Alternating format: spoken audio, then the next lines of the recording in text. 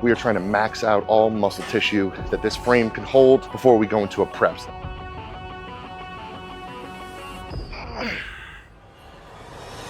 High rep week burns.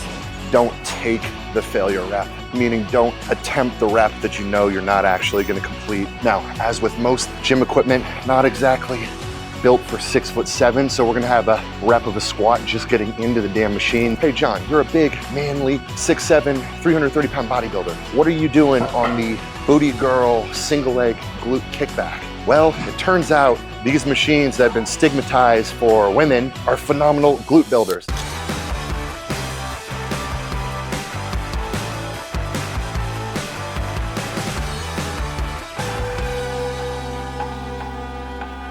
What's going on, guys? All right, we are in Gold's Gym, Chapel Hill. So I train at 2 gyms. I go to one gym for upper body day, come here for lower body day because they've got some great equipment here. Now this is kind of the off-season growth mode. So I'm not your typically built bodybuilder. I'm 6'7", about 330 pounds right now. So we are trying to max out all muscle tissue that this frame can hold before we go into a prep. And I'm formerly a NFL and college football strength and conditioning coach. I've been a strongman competitor, been a powerlifter, college football player. We're gonna check bodybuilding off the list this year. So this is gonna be a pretty comprehensive leg day. We're gonna hit quads, hamstrings, glutes. We're gonna start with some single joint stuff, go on to some of the bigger compound movements. So I put out a recent video, an upper body training day, where I kind of cover the entirety of the training cycle, the thought process of the programming, but a quick overview here. So I'm doing what's called weekly undulating periodization, meaning I'm on a 3-week rotation, rotating between a high rep week, moderate rep week, low rep week, cycle back to high reps, where all of these sets are being pushed near failure. I'm ending most sets when I have, no more good reps left in the tank. So they're very high intensity sets, all pushed heavy relative to the rep range. So this week, this is high rep week. The last video, that was the low rep week where we're shooting for that kind of 4 to 7 rep range, so very heavy weights. We'll go ahead, we'll get into this lift. We're gonna start off with a superset between single leg standing leg curl and then the seated single leg extension. We'll get a couple working sets on each of those and then we'll move on. All right, so first working set of the day, single leg curl, so minimum 12 reps each side, maximum rep range is 20, shooting right around. A sweet spot of 15 would be ideal.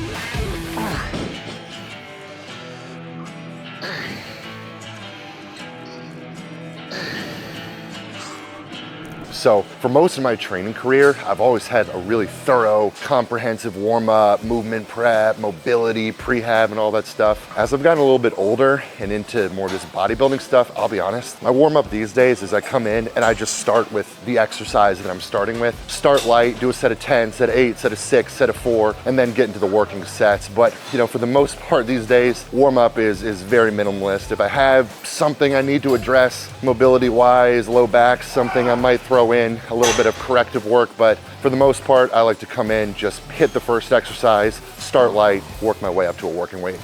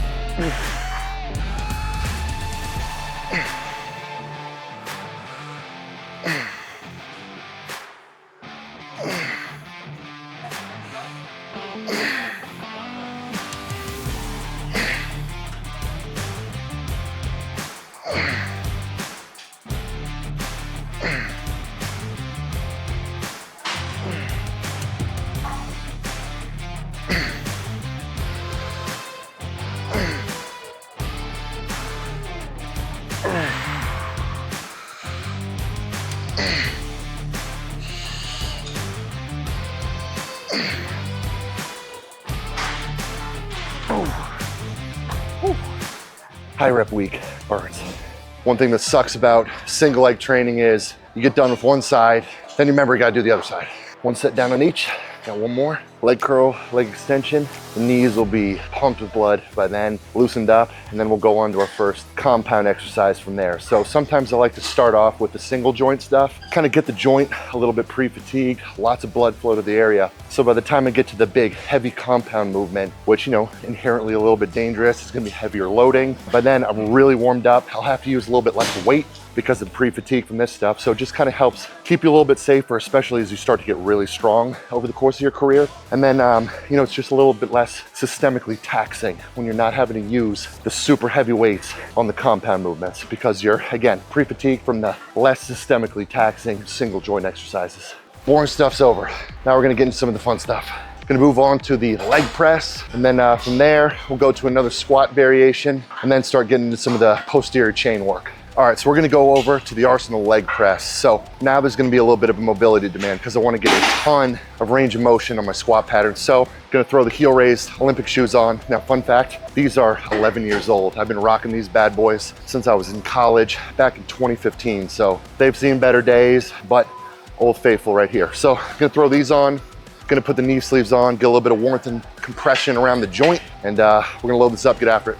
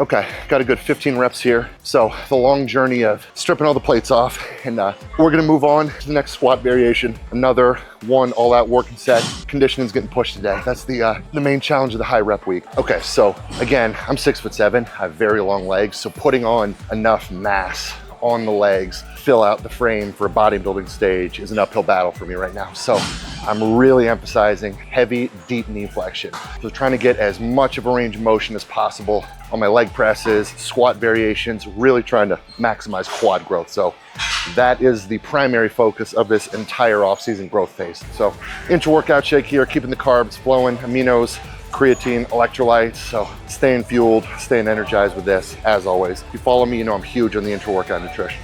Okay, so next exercise we're gonna do, this is the Squat Pro machine. So it's a really good quad biased squat machine. I've been doing the pendulum squat for the last few weeks, and that machine has just been giving my knees some issues. So we're gonna switch it up here. Now, as with most gym equipment, not exactly built for 6'7", so we're gonna have a rep of a squat just getting into the damn machine, but really good option for deep knee flexion. It's gonna feel a little bit better on the joint, but allow me to really load the quads. And we're gonna load it up for one all-out working set, 12 to 15 reps, and we're gonna get after it.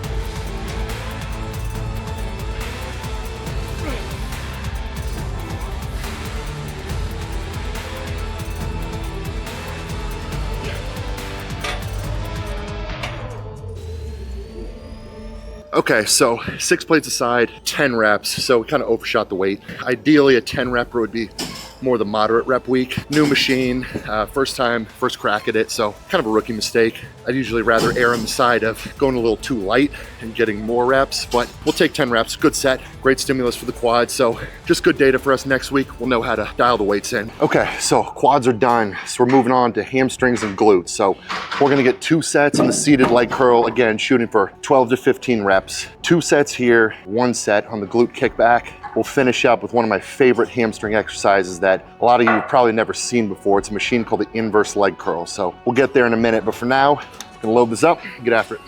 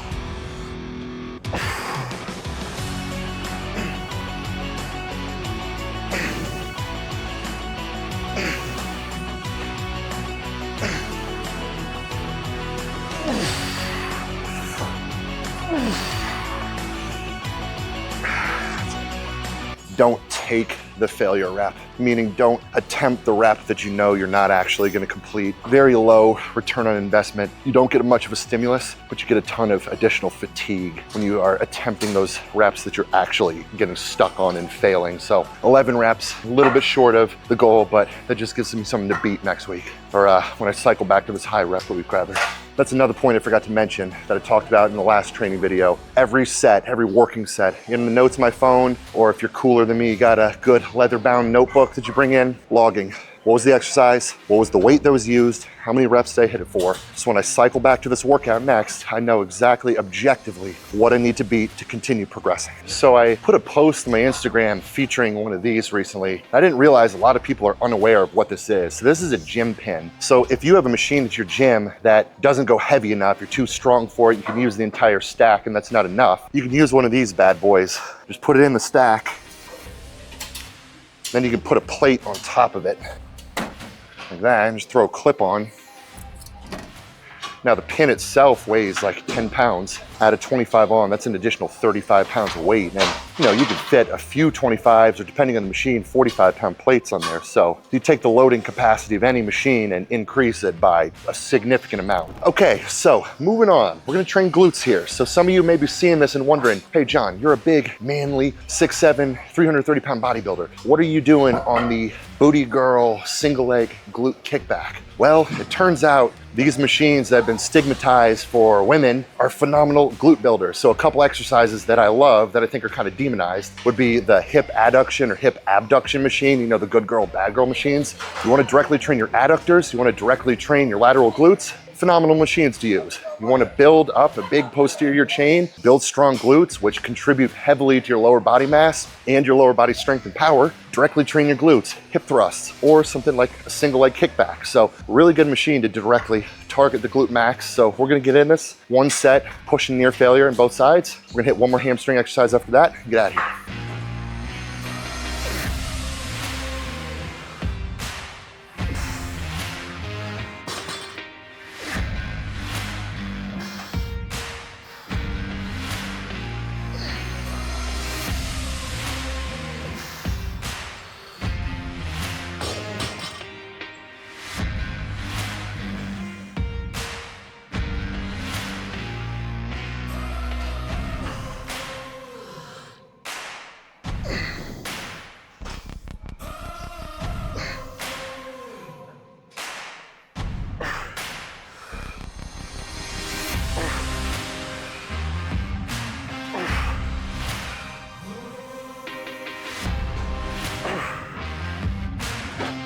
That burns. So really good glute stimulus right there. So tip for single leg training, I like to go with my bad leg or my weaker leg first and then do my stronger leg. That way I kind of set the rep range with my weaker leg and then I know I can at least match that on my stronger leg. So there's never a discrepancy in terms of one side is getting more reps than the other. Little technique use. Okay, so last exercise of the day, one of my favorite posterior chain exercises, the inverse leg curl. Now, you don't see this thing at every gym, but basically think of it in terms of like a Nordic hamstring curl with a counterbalance to it. So you add plate weight and that plate weight acts as that counterbalance, which takes stress off of the hamstring. So the more plates you load on, the easier it is. So obviously high rep day, we've pre-fatigued the hamstrings with a number of exercises. So I'm gonna put several plates on here so I can get the adequate reps I need. But again, this simulates the same motion, same pattern as a Nordic leg curl, but allows you to objectively load it, regress it,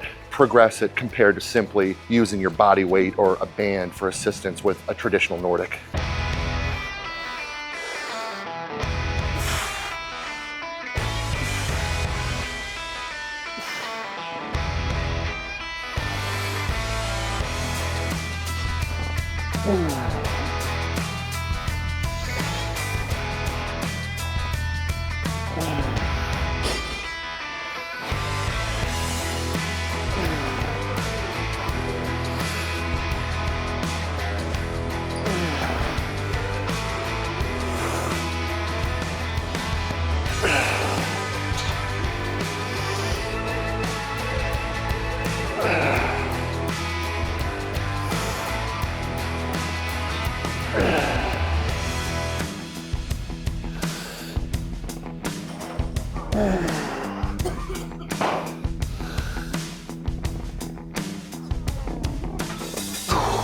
take 10 there. For the inverse leg curl, 10 is what I would consider the high rep range. So sometimes that range scales depending on the exercise. So for the low reps, I'll take this down to like 3. For the medium reps, 6 or 7. For the high reps, 9 to 11. So I'm gonna catch my breath. We'll close this thing out and get out of here. All right, guys, so that concludes today's leg workout. So this was my final workout of the week. So that concludes the high rep week. So I'm gonna take a much needed rest day tomorrow. And then on Monday, starting back up again with the moderate rep week. And we run back through the cycle again, trying to beat the previous week's performance every time we get back to a given rep category. When I cycle back to this high rep week in 3 weeks, I'll have all my notes. What were the sets, what were the reps, what were the weights that I used, and I'll know exactly what I need to beat. And that's the key to continuing to drive hypertrophy, is progressing objectively across every exercise. Over the course of this 16-week cycle that I'm in, I'm trying to add weight and or reps to every single exercise in the program